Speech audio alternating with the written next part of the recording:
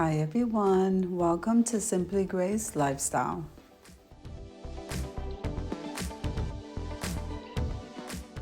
So now in this video today, here I am at the Dollar Tree looking in their crafter section for supplies. Come on with me, guys.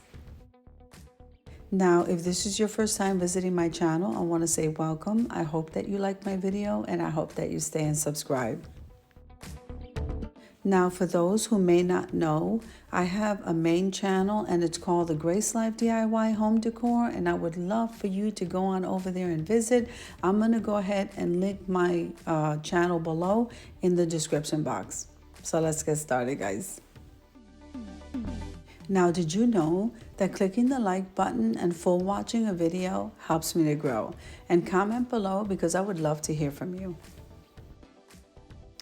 Now this video is part of a collaboration called Celebrating the Last 10 Days of the Year, and that's being hosted by the DiyCrafts, Buckeye Girls Decor and Lifestyle, and the Robin's Nest by Terry.